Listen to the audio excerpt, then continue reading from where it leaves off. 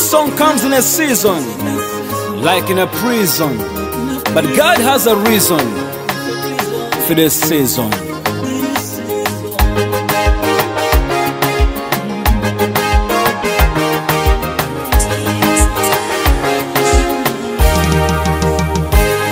Amaziga gayinga munsi yona, abantu bakutina nunakuli, embera yakazigizigi, Mukama agambire ngutatulekere, agambire buturasaba, twe buddayiso mu maiso ge, ajja kuganyira ensobi zaitu, akize ensi yaitu.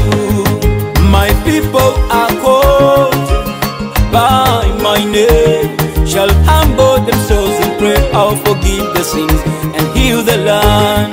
Tumusabe, tumwesige Mukama, aratuyamba, siri mukonjunensi yaitu, n'abantu baitu, katugumire ali Mukama, aratuyamba,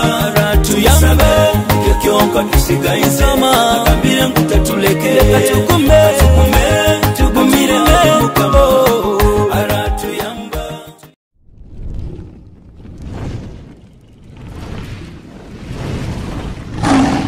Kitara TV, Kwegesa, Kumanyisa. Yes, abaruzi ba Kitara TV, amabara Julius Kyomuhendo, omusajja omulisa, nzaro abamoli, kando wempaka moti. Kiro kinu nkabagamba program yange eno mbungisa omuntu okusobora kuba noyegeraho, omuntu omumanyire, omuntu ayina ekintu kyakusobora kuba na kusikiriza, kwega omuntu ayina story yakusobora kuba na kugambira, ayina oruganikyo nkiyete, aina ebyenyume birayira muno. So na kiro kinu tubungisiza omukazi wa mani bamweta Pretty Vivie, bakusinga nuko mumanyire, Pretty Vivian aja kuba natugambira na mabara gaega kusinga hao. Ono ali modo mboine mbizina byembaganiza mura muno amungoye, ali fashionista kandi ali na mukazi wa business. So tujja kuba ntunyumyamu nawe, tujja kuba nitugenda maiso na program enu na tugambira kiki kyali ebyakora nebyabuze ebindi njja kuba nimbi mugambira. Ngenda kusaba hondera program eno waito murozi wa Kitara TV, nkusaba onti werinde kirwaire kino kya corona kisira abantu bayiniko kutukura, bulikira abantu bakuziika, bulikira abantu bakubabika, baitu kirwaire kintu kusura kirwanisa kakubobono naba mu ngaro ukajwara maski, ukahondera ebintu bya badokite batugamba buku bano so agenda okugema agenda bakugeme nemiringo ndiyo na yokuranise kirwaire kino na habo ekyo.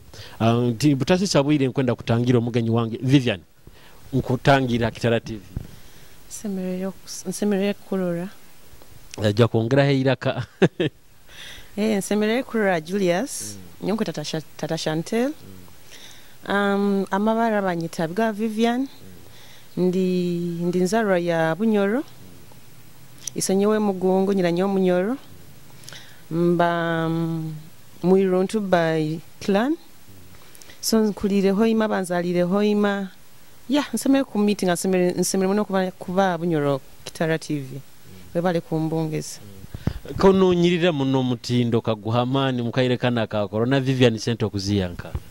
Well, webale kusima first and foremost, webale kusima kunyirira kukubairo right before even COVID na mu COVID omuntu ina keeping omutindo ogwo, omutindo gwina kuikaraba abakuba haruba followers baba bakumanye kwikara manya Vivie aikarali smart, Vivie aikarali na makeup, Vivie aikarali class. So by na nyo actually most of the girls they call me a brand by na mlingo banyetam.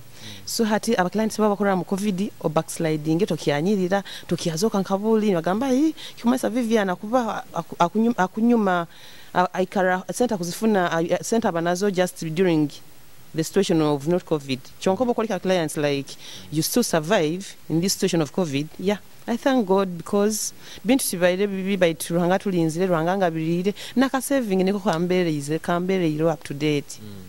So umuntu akumo sokere kura face yawe no Pretty Vivian, biki tugambire iwe niwo habiki byokora na biki bintu nkebi. Nyoke kubanza ndi abakusinga bamanyire nka CEO Vivie's collection nyina company yange okusagisaki ngaha Facebook Vivie's collection designing specifically mu baisiki abakwenda kuba smart kandi nkisimira ruhanga ngu kuruganya tanike this business of mine since last year abana banyolikizo okugonza abana bansupportingire abana bakanchuzinga nkokuba their personal designers haruma nagamba nyowe Vivie my designer I want anything nagamba Vivie I have to go out mfunira kina nagamba Vivie nyenkia nyina kapate niwe na kumudesign kandi no muri sorgo ina sima so abana bamferekia amani nyondi the designer I'm a CEO of my own company. Yeah, I love fashion. Ndi abakusinga tesi mumanyire my hobbies. Yeah, ekyamani mani muno kirikyo kujwe kya abana ba mtauna abakusinga abakwenda kujwa ebintu by'omutindo kuzoka kurungi kujwa ekintu ekirion market specifically ndiringa mu clothings ezabaisiki. Business has ne bintu bikuru batabita tuli mu covid bagateka lockdown ihanga bakalikinga bikuru batabita sazino abantu bakyajwa lengo inkaba. Apparently ebintu tibiri birungi because of covid by twina kuguma na kusaba ruhanga tuyambe imbere tekirabo kuva nyoko na kwashuwaringa bure bunna bakasoma bakwende ngo ibati tinyina means zogena Kampala so no bakamba mugume imbere tikyali nongi I can't access transport up to Kampala so nabone bakikenga mbu imbere teri nongi by na gumisiriza so bure bunno ebintu tibiri birungi tuli kubi by we know bure buntu surviving na ka saving katwabe tukozere previously otherwise the business is totally down. Netukiyali mu introduction Vivian bakuzara nka bazaire bawo bali gwanka abazaire bange isenyowe bamuzara bulisa nyina nyoba muzara bugambe abazaire bange bali bamuhoima muntu kolire muhoima cause ndi mixed of mgunga and mnyoro tukolire hoima batuzalire hoima somere hoima so yeah ndi nzaro ya hoima kiriateta hoima kiriatete east hoima west I mean hoima east city. Zarwa bugungu sokonda mukiza abantu bakiba kwa mugi mu rulimi ruhanyoro abakutondera Kitara TV. Abantu bakwa mugi musibite muri tete ba ukigorobya utyawa bugungu ulisya. Ya Vivian baramukiriye mwe bale kunzendia mwe bale kumbyala mwe bale kumpandia that's all. Bantu bakwa mugiba bali answiri na ndwa na nyumba mugongodo. Ati Vivian tugenda maiso program yaitu eno Kitara TV ogambire nti oyenda munebyo kujwara nkurura muno weteza munebisani okusana obizawi okusana oyenda munebya fashion byo oyenda muno nebisani bino otahana modo kiki nta modo habo business yanga ba company yanga ya Vivie's collection habo kuba omanyire omwana agenda guro rugoye aina kurora iwo rujwairwa kuyihayo ruta lekambo sakulite omwana sakurora rugoye rujwari mu mujongo nagamba mbu will I look good like this the way this model has come out so nyowana aba clients bange I've proved them like Warugoye obunkarujwara they will buy because babone Vivie jwaire kandi nkumumanya afiga yarwaye kurungi so nabone baba getting inspired actually ekintu kyasinge kuntunda I go for pics to sell my business I go for pics to sell my business I go for pics to update my clients you know my followers because I now have many followers I have people who are following me people who are looking at me yeah most cases ngena actually I cannot spend a week intagenza mbisani habo kuba bubona tagenza mbisani tingia kora nyina kugena mbisani postinga ngoye zange zenjwaire aba clients bazitwaire and ruhanga nkuzire kurungi abana bende ngoye zange abana bampagire abana bansimire abana nibonya jya mu kintu haraba bayire mbatu abana bahima banyolekeze love abana ba supporting Vivie's collection I am where I am today because of these girls I am where I am right now because of these girls you're interviewing me because of these girls. Yo ati passion okagihanka gamanti abakuba kabo business nyingi okuba inotandika restaurant okuba inotandika kiri passion okagihanka yo gamanti kotandike kuba nojwe ki abantu bano baserebu bana bahoima. Actually, omuntu yangambe nekintu kini you can't imagine some friend of mine mo jakanga Viviani innocent of spending okora zi parties ogenda out ogenda mu vacation why don't you start up something isn't zokuba no spending umujine yangambire nya kikara hansi nyagamba by then kanye nawo center account stane kiyokora nyagenda gamba mami do you know what ngenda kutandika kutonda ngo yangambura sobora business kanyingi biki haraba like nyaki kanya kitekereza for like 3 days actually the fourth day nyagina Kampala nyasubura ngoye inkasubura that time ngozi kabaza around mitwaro onsanju do you know, like coming back within 1 week emitwaro engo zinyalese supplying abana bana bazitwaire nyagamba like seriously nkaba ndi so nervous. I didn't expect these girls take these clothes, but abana bakanyolekera la for the first time, but warengo yikuruga now tinkagaruka genyuma era tinkejukiyaga. So abana bakwenda kujora manyana bahwima nibo enda kwikara updated. They want to keep posted all the time. Abakuba bakwenda kuzoka kurungi bagendazi out, they want to look good, and on top of that hoy malimu competition abana benda nyonyasinge njwale kinu, so no making sure buli bokuleta karungi abana bakatwara kandi buli akatwara na appreciating. So nyachwa mungende bintu byengoyi. Oli mukazi akwekolera akasente kawe ari abayisiki abaloko nibatunura abasajja bangani babahe sente magezi kugo kusobora kuho mukazi muisiki ali akwegomba akurura sazi na Kitara TV magezi kugo kusobora kumuha muisiki nkogo anye kintu bagamba bana bayisiki bagenzi bange bata nyoma, like they shouldn't despise the little they have. Akatitoko oba mina mitwaro 10 oba ine mitwaro 3, start what you can, start with that little one, it will produce the bigger one. Abakobera ogamba mbukandi ne sente zikanye tisijakanya, money can never be enough. So tandika nentito zoyina oba kutandika ho ka business kono ko kusobora mbu iwo ikaloga mbe mbunyo kusobora ki nkusobora kutunda enyanya nyo kusobora kutunda okusagama nyati nkuzisobora ogunogamba maybe kiki okusobora nkayo omuntu nogamba nkusa kutunda obukaitu kandi tego bisikobukaitu babayisikimbo delivering noga anything that you feel can make you comfortable. Start with the little you can, it will make the bigger thing you want. Baleke kuikala nibajirega nibanyoma nibadispisinga like kumara mo muntu amani mboye ogoba utandika dogenda kumara my girlfriend, my dear sisters. Tandika nekitito kyo ina abantu bajja kwegomba nayo tukatandika twine kituli, but right now we are big brands, people are talking at us, people are looking at us, you know. Tandika nekatito ko ina nayo nyenkyo ojja kuba nogamba na nyina nambeli inde because Vivie nakangaza mu amani, so tuleke kwemara mu amani nkaitwa abanyoro nkaitwa abana bayisika bakwe aba youth abakwe kurana twegondezangane kandi to supporting each other, because obukubandi kurungi nyenkya tinja kuleka street nobu kusangola ali kurungi nawe nyekyaja kunkwata mkono ngambe Vivie ani janku yambo, because I was there for her, like I advised her to do what she was meant to do. Vivie omuntu nyowe nkumanye nko omuntu ayenda munebyo kuchakala bino patinga munokora muno patena sazi no kuruga ku ngambo ina pate otokuruga hano sente zino besides Vivie collection no ina entahi endi ya sente sente tinyina ntahi endi yona by the apart from Vivie's collection kuyaho omuntu nyowe spending ni mbalira. For example, like mume, it was my birthday nkaikolera HBR, but before doing the birthday nkaikara nyavara nyina sente zinga ha account ha saving yange egyo nyina sente zinga zingenda kuspending anya kusigaza uzinga. So antu andani ni spending sente ni magamba ogotaina bujunanizi bataina byakora mind you nyina mutabani wange he's into one of the good schools around whereby nina kusasura mitwaro nkatano per term, nina kusasura border weekly. I have to eat because I'm the dad and the mom of my son. So sangambo nkuspending sente nyingi muno mu mwana then nyanyi zange zinkweteka munko muntu zero. So but by the time munku kya kuspending sente zingi muri nyo nyina saving yange nyina entire yange, so I can't wait for money mbo jompe sente ombi amoni pompe sente no ndi musikia kwekolera kandi ayenda kuzuka kunkana ayenda kuteka musente no kumakinga sure mbo mwana anga ali happy. At least I've tried my best to be the best mother to my son.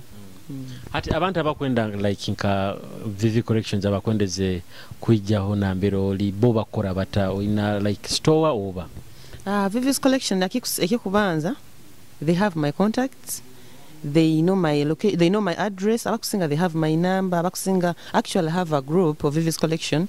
So what I do nkwata bisana aba customer abala abengurao babinsindikira then nimbisindika mu group mwana gamba najya mu inbox Vivie, I want this. So by time ogenda kwikagena kusubura nosangamba like ogenda kusubira ibintu bye sente zikinga kenka abakwa transport ebe high group by that time mitwaro return to and fro. So no manya ogenda kusubura engwe za worth mitwaro kakinana 5 kitito muna 5 between 5 na 1 million.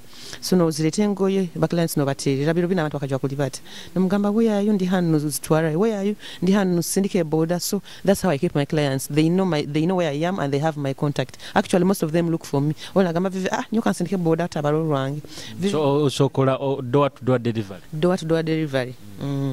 tugambiro ina group ya WhatsApp nkurura muno no oli muno ha social media no gifuna mota kuikaraho muno all the time social media kingifuniremu ni kasinge kutunda business yange just on postinga nkataginga Vivie's collection dress by Vivie's collection it's available abana ni baija mu inbox ni baija that actually social media ni kasinge kutunda business nyowe if it's not social media I wouldn't be where I am because abana bona bamfuna social media so nyowe I need to appreciate him social media ngifuniremu tingikoleseze kubi ngifuniremu at least ndi hali buhandi burebone because of social media etunze ngoye zange tuze business yange so social media enkoleire nikyo kura I cannot take long actually I cannot even spend that day ntala mukutabo kuba that's my business that's my shop that's where I get clients niho nkuli aho henyini so ugambiro mazire almost mwaka gumu kurugotandika Vivie collections bizibiki byosangire kurugotandika ho company yake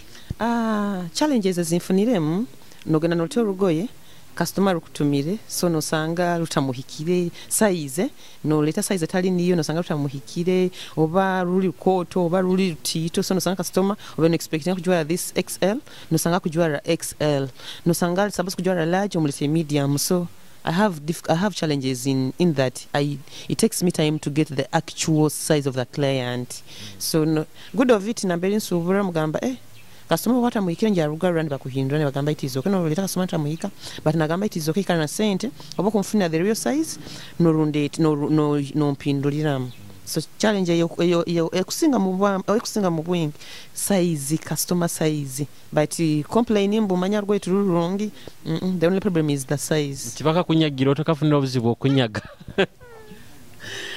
kunyaga bakanyaga but at least hali mpikire bana bakusasura imanyire mbere ateri nongi batatumwana amana kugamba Vivie ngumisiriza amana no rembere ateri nongi no mugumisiriza bata at least hali mpikira babeni banyaga bakanyaga but bayika basasura kwanya tindi mutakunyagibwa abakuba nyonkera nyenkiya karangena kamba kusubura saha mwenda zekiro ndike mwana ngabiyamire nkuseruze 10 iwo kunyaga for sure nyonko bani ntuyira busa embe kuba nemfuyira busa so na clients sange bakimanya Vivie nakera nagena nasubura saha mukaga nabali sibengoli zaitu so na feelinga guilty na feelinga nikimuhontinga kuba na nyaga nko omuntu aina kunsasura so right now ekyokunyaga kikabawa nikyaizire mukintu but apparently guys are paying me I'm not complaining so tugambiro ukatandika ne mitwaro nsanju okutandikaho business eno aro omuntu kuba nagamantu we sente zitakuzihikia business eno ko muntu akutura Kitara TV akwendeze kutandika ka business eno okumuha magezi kibi warabire mu kutandika ekintu nkakino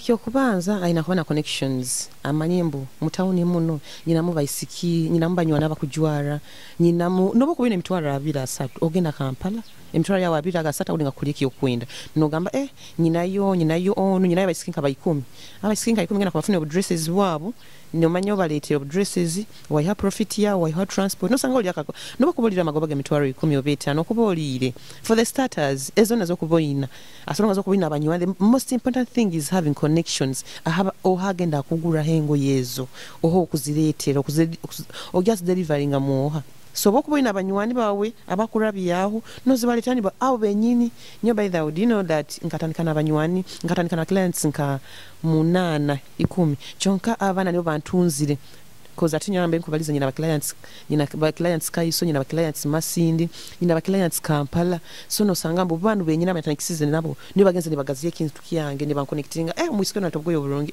musikio nakole time musikio natebinte biri up to date so bana banyataniki nabo nibo bantunzire they have made me what I am so hati tukutotandikire kwekolera kasente gawo utandikire kuba bilionia omusajja arasoboka omusajja kiwo kwendeze kuba do you believe in love ntaka kabuze ne kyabuzo kino of course I do why not I do omusajja kiwo kwendeze kuba no banawe omusajja actually nyina boyfriend we've been in a relationship for like a year and some months so nyina boyfriend I'm looking at someone I'm in a relationship and I'm happy with him and very soon I'll be officially taken so msaja wange that's public I don't put my relationship in public that's private so I'm in a relationship and I'm happy with my man Vivie noli mukazi ahindura munaba kasaba saija babo kuba no gugambira nawo maze nawo mwaka gumane zinga kiki abaki muno isonga kikurema kwadaga na basajja bano kabahangaza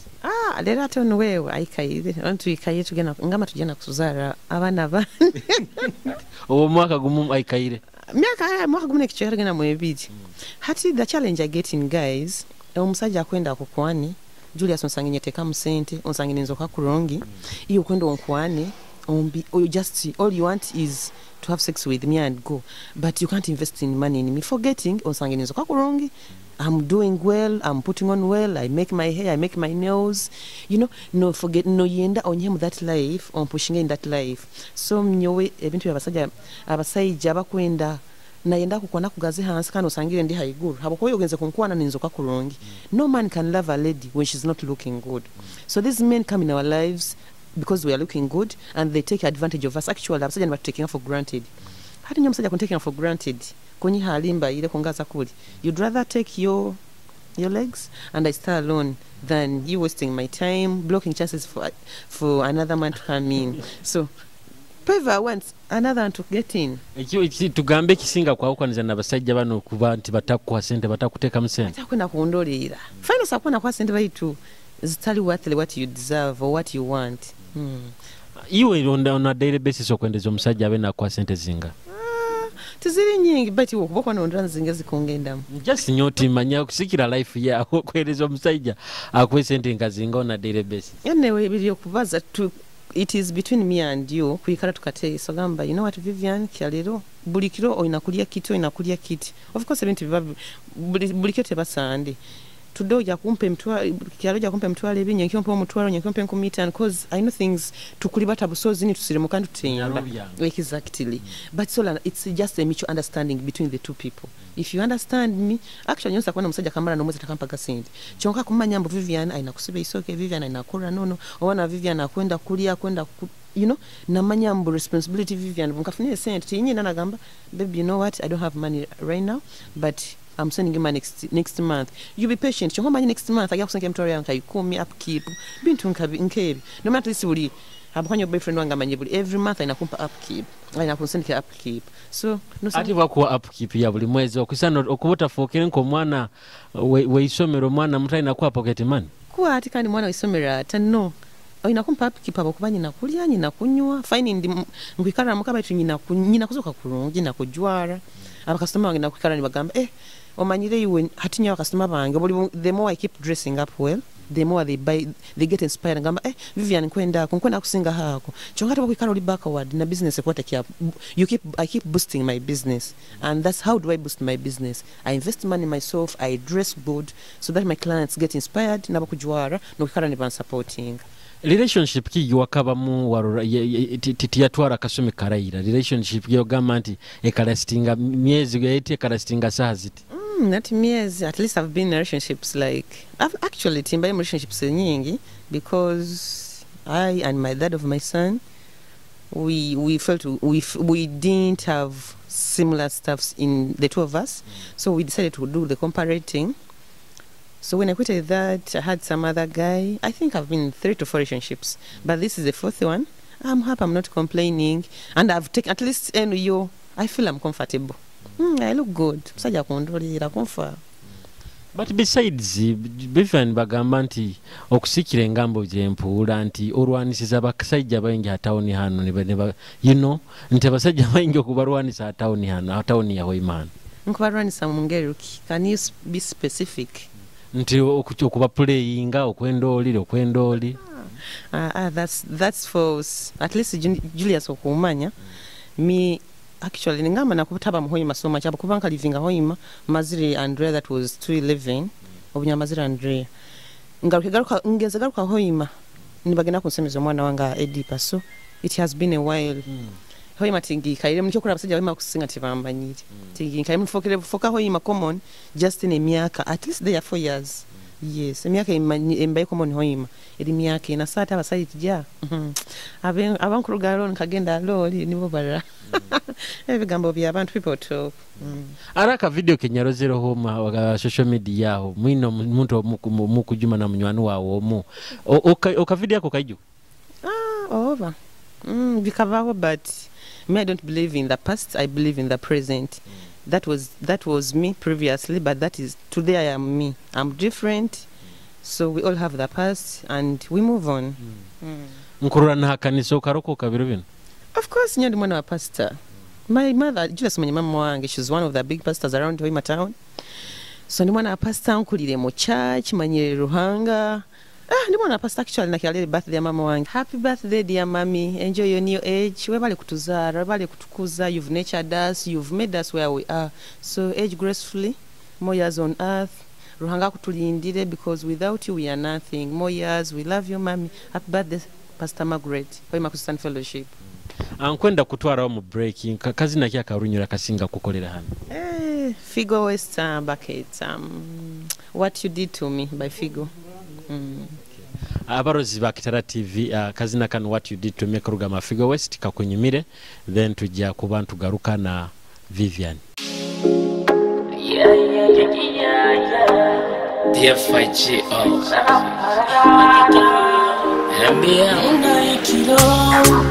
Munda ekiroko oja mu biroto byange munda ekiroko oja mu biroto byange. What you did to me, just tell me what you did to me. What you did to me, just tell me what you did to me. What you did to me, just tell me what you did to me. What you did to me, just tell me what you did to me. In my life you know, was I gonna need my gang now? Ain't no love for you, and no love for no. I did all I could on my door. I am missing you every day. Baby, could on my door. Tell me what you do. Kuno mubiri kukubanja, kile kifuba kikubanja, ina masuka kakubanja. Tell me what you do. Oh yeah. What you did to me, just tell me what you did to me. What you did to me, just tell me what you did to me. What you did to me, just tell me what you did to me. What you did to me, just tell me what you did to me. Ya abarozi ba Kitara TV mwebale mukazi nako aka Figo West baketa what you did kanire kabanyumire kandi tukiagenda mission tunyumya na Vivian. Vivian ali nuwe director wa Vivie Collections akukora munebye ngoye nuwa kyasingire ku designing abaserebu bakusingana abayisikia bakusinga hano Hoima. Abayisikia ba Hoima mukwenda muno kujuhara sitekiki. Bintu at least atubire buntu la site tukiala municipality so tukapugradinga so inakuzoka kurongi mayoli boiteka mu sente ofuna abasajja aba class abali mu kaliba yawe but the more you keep down abasajja abaya keep on despising so abana inakweteka mu sente tuli this is city tunakuzoka kurongi. Vivian ya tutobura muno hapate tugambo ina banywani baingi oba kiki oyenda muno kupatinga tienda kupatinga by the Julius for information yoti nyona mwenge because nkuli mu family ya barokole being that mama wange pastor so tukuzire tumanya Ruhanga tinyenda muno kupatinga by to most parties aba bazikozere either ba clients bange or customer bange or friends bange so that's the connection bonding a bit and a chain you to rate. Kala kizo yabokuba yonkoko li designer kala kizo gamba nti nyonye ndakale etineti zimungoye zange zinkira kujwala. Kala isinga kwende ba blue and white. Blue, white and red. Kande ebikabi engoye oyenda muno mpali bitete ya ngoye kesinga kukolera. Dresses abakuba bonye hayo kurongi. And then omuntu bwakuba na robo mezi bwawe iyo bwa oli free yo tugeze mu free time yawe kike kisinga kunyumira. Biki bisi byo singa kora otaina oli free. Binsinga kora most cases kunyumya ona abanywani bange kuba visiting antunyumya aho kuswiminga haro kuikara wenko kahura no yenda that place that environment embehe kutereho otaina muta otaina Tokyo. So like I love adventure, I love traveling, I love going out, I love looking good, and I love having good friends around me. Ekandi bintu ki ebikubihiza nibikuya mu mbera nibikutabura muno kiki kintu ki muntu kiki akokorana no ruga mu mbera no tabuka. Orugambo orugambo na no kumbaka biting actually kumpesa then inakuba hypocrite. To me you're pretending you're my friend. At the end of the day I leave you, you show that you're scratching on my back ukumpesa. So I don't tolerate hypocrites in my life. Nicho nicho kikuya mumbayano jwano kurwana Muno wakarwanaho ga street tugezo katera ba tugezo sangiro musya na musajja wawo ba musya kusangiro na musajja wabandi wakarwanaho ga street kikorange ati nkarwanaga baitu ntaha muntu ali muzibu kusa kujuma kusana, you know, onye nkwasire on trying the other side of me. I'm the worst and I'm good when you're good to me. Saba bamanyira at least tokora naoga na demu kirabo katera omuntu ebyo tindikali big. I'm worth like that. And so abarozi abakurora Kitara TV abukwendeze rudundi nka customer ala hero ka kuturora Kitara TV kwendeze kukenga nti iwe oseira munengo izawe oba bintu biba byokutesa ebintu biba byokutesa we negotiate ebintu biba byokutesa kandi kinyambire mbo abakastoma bange bona bali mu working class okumuletera urugoye no mugamba sente tagena ku bargaining ngo kinu nchwera bamanya ngoye zinkubalita first and foremost ndete ngoye zira market engoye empyaka n'urujwana no ba unique wenka. So abakastoma nga bakusinga ba omulita rugoye tagama Vivie nchwera they are working class bakubisobora. So at least I've not had that complaining Vivie said. Bintu ki ebisinga kutwalira sente zaawe mbomezi bwano gamba nti I spend a lot on this. I spend a lot on pics. I spend a lot on fashion, on my dressing. I spend a lot on my son, and I spend a lot on partying. Bintu bibina hango ye kujwara mutabani wa ebisani bintu bisatu kuchakara like kuchakara ekande isoke isoke no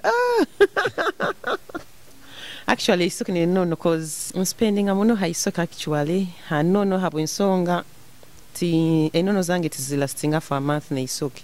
So actually nyonko omuntu consumption ye center abomezi wange ri high habo kuba isoke no those are my tosakonsanga ntaina tosakonsanga isoke takuzoka kurungine enono habo kuba mpura actually important uncomfortable kure eno zange nizoka kopi at least zino zo zindiriye sente nyakwanyina nakalina ngamba hati eno nezo nko kutukuzirora saa zino eno ina mulimo gwamani gwokora nko muka kusimura kuhata bike habwaki ngati zine enono nchumba by the way nyoise nyona nyina nyo mukabaliyo sibalia Maria made nchumba abagungu benda karo ni impotora karo dalwa ngayenda muna karo nyina nyo ni impotora karo ebitoki musa kutabihata baito kuchumba kuogya nkora nyendeze chonka not on a daily basis.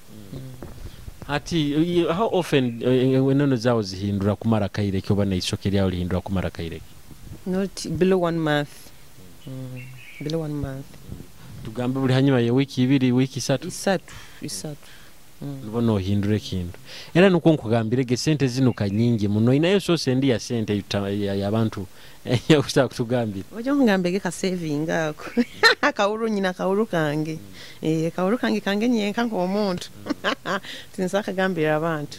So mu bintu bino bya fashion and design byengoye bino byo ku designing abantu muntu ki designer ki aku inspiring akusikiriza no gamanti nkwenda kubanka nanga designer singa ku inspiring akujwara kurungi bamwita Prim Kadash mkazi wa former ex wa Justed musika kanjwalira kurungi actually nyoka ntamanyanga abakazi abakoto nkayitwe tukusaka kujwara tukanyuma because I'm at least fat compared to her size. So hati nyamanyaga gona the days nyamanyaga abantu abajwara engwe babasiki batito bato kusanga musiki mukoto ninjwara rwe ni nyuma na kila tsanga bamwe abakoto ni mba designing ngani baba smart. So she inspires me a lot, Prim Kadash.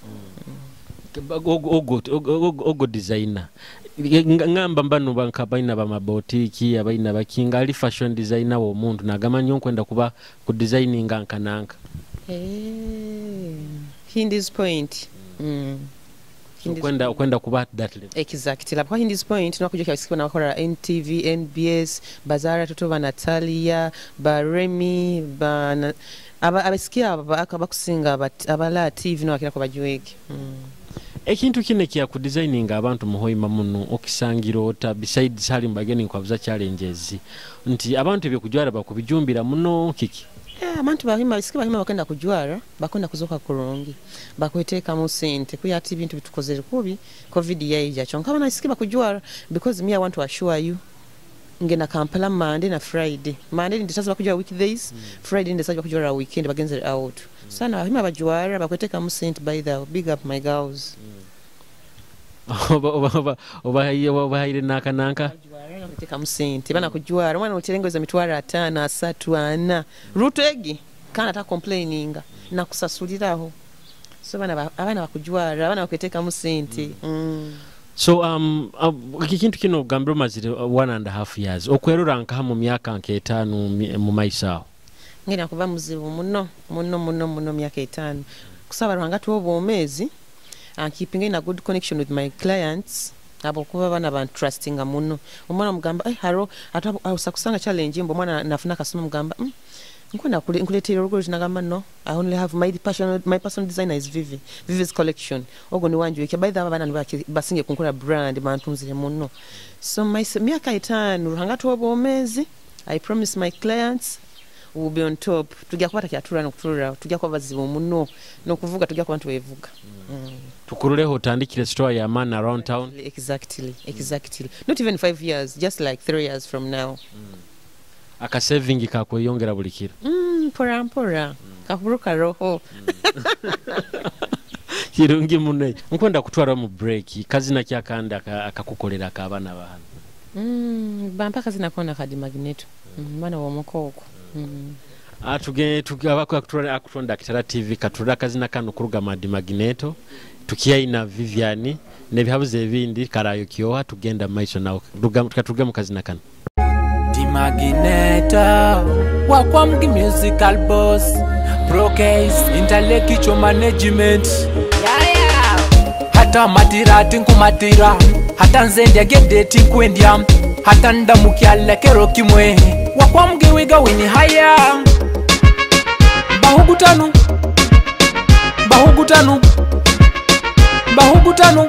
bantu bansi bahugutanu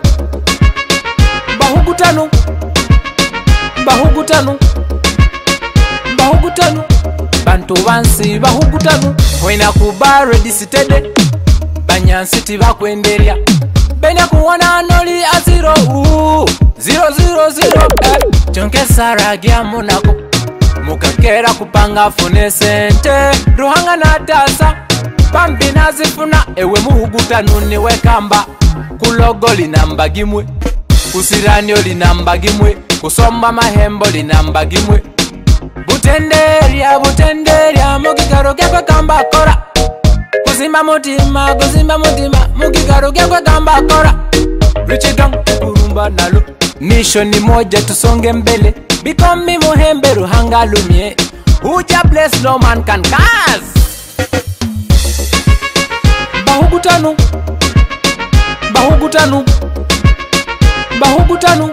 bantu bansi bahugutanu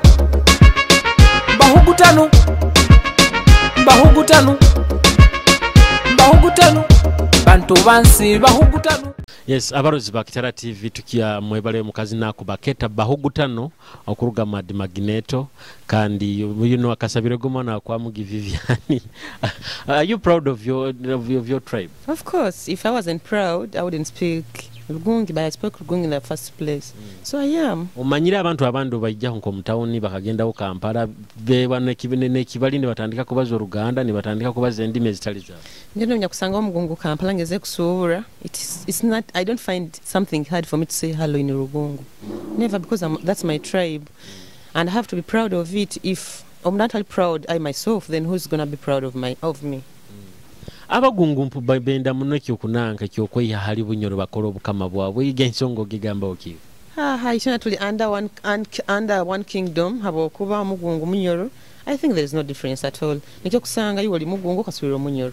Isenyo mugungu kasubiro nyina wetu munyoro. So we are all the same. We are all the same. Kitwawukaniza just orulimi. Yes. Otugambiro ganti oli muhara wa pastor. pastor you know obisanga utakurura nti oli muhara wa pastor baitu nogenda mbidongo nokola ebintu ebintu nkebyo iwe tofuna challenge yona leki. Of course challenges bamo, but nkomuzali tikikumunyumira takiendera kim abokuba she looks at public's opinion. Omuntu akusanga like mo resort agamba mwana wa pastor nakora kihano, so nosanga it really tortures my mother, but then she has nothing to do with it. We are old, we are adults. I mean bule bunu twinarate yokora buli omuntu okwenda tuhikira tukwefuga omuntu okora ekintu kyonka nogamba wewe ndi mwana wa pastor kangendo hompora, so kimigiriza some way I would be ninchakara muno baitu I go once in a while. Then otugambire genti oina ba customer bayingi bayisika bakugura hengoye iwo kurota kurura nti wahangaza ba customer bano ba clients bawo batakuruga. Ba customer first and foremost we have I call it a bonding. Nyowe na ba customer bange tugira tutakit. I call actually in beta Vivie's collection. I call them Team Vivie's collection because tugira obumu abanyura bwo obumu tugira obumu tukwatagana, so baisana nkabanyaka bunyowe ndi nyakabu wabo, so twina that bumu twina obunywani twina na developmental things ebinde tukora rubajo o hero business twina sako yaitu nkayibina nosanga nyowe ninyako supplying engo ibaitu twine kibina nkaitu eke ku saving amwa abayisiki me and my customers, so twina obumu kandi no trustworthy amazima customer ko muleto akugambira kwendo rugoye ruti nironde eta tingira bugobya mu business keeping our customer, so can keep things our customer abo kiri kuba obumu no kuba mazima trustworthy kuba genuine ali bali nkabaha kiba kwenda. Antu tusembera kumaliza programu bigambo kiwa kwendeze kuhamu business woman alioko bana abantu abanda bakwendeze kuba ni batandika business.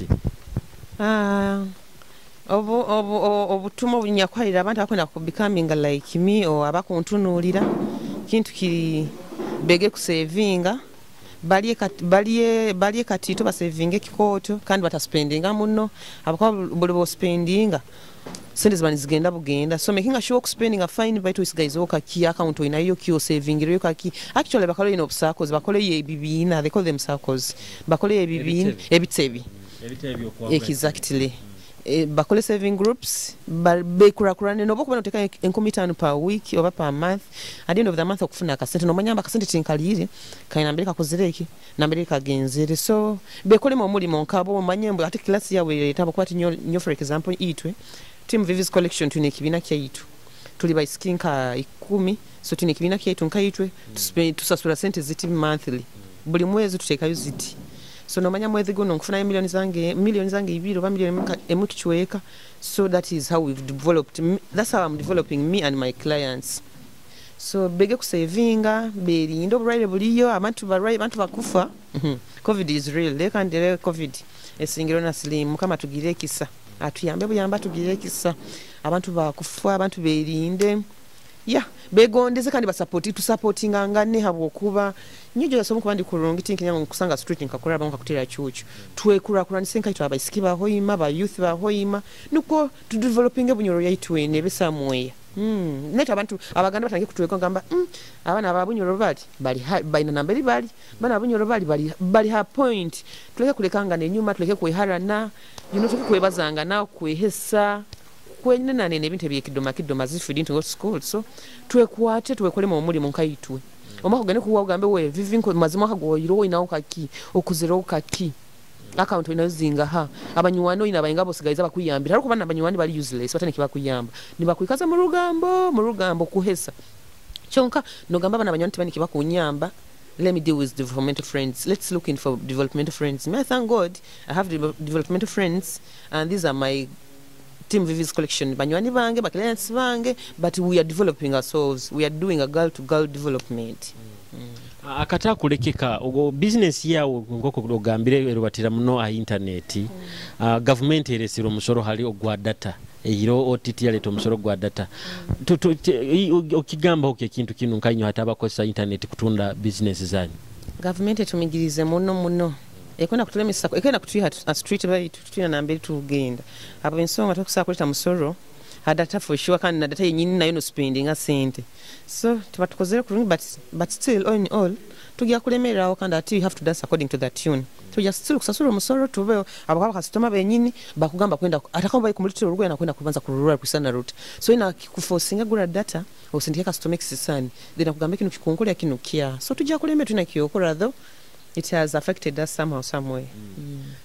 Yes. Abarozi ba Kitara TV ogwo nuwe Viviani kandi abayikaire ni batuhondera muhulire kike kyali nebintu byakora abatugambire nuwe director wa Vivie Collections kandi business yaizi kutunda kyemwendeze onti taina duka baitu emirimo yayi kusinge kurubatira ha internet. So I think that's the way to go. Abo abantu abakusinga osanga bataina nobwire bogenda maduka ikintu kyakora na deliveringa door to door ekyo nikye kikusinga kandi kirunge muno webale muno kuyiya.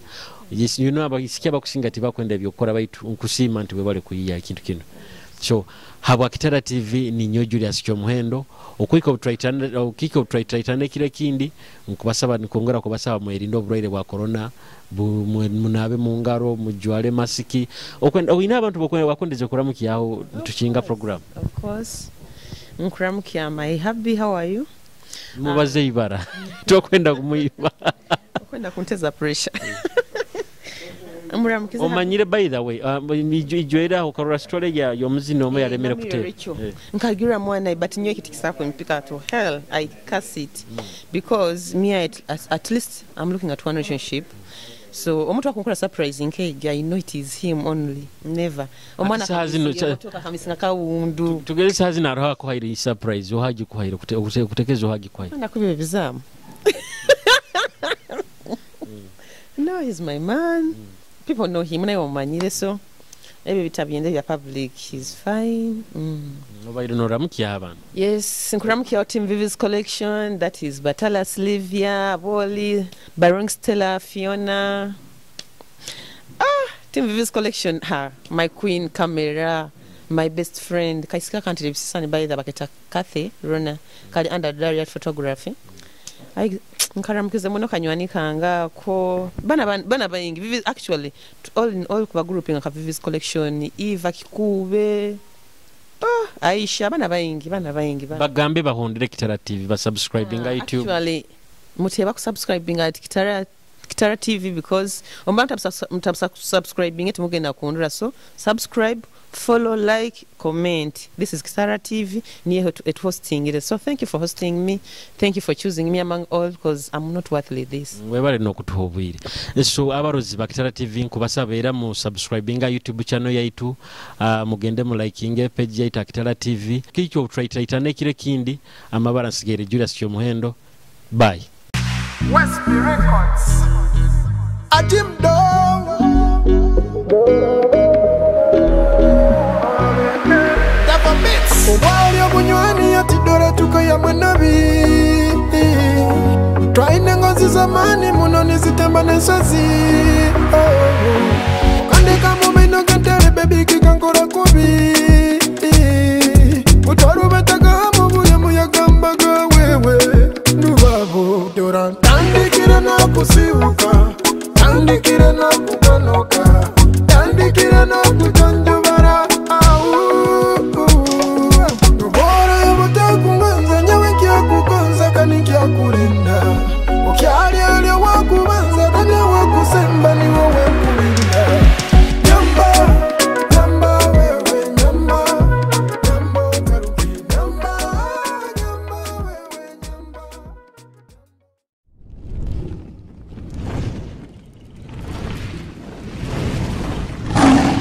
Kitara TV, Kwegesa, Kumanyisa.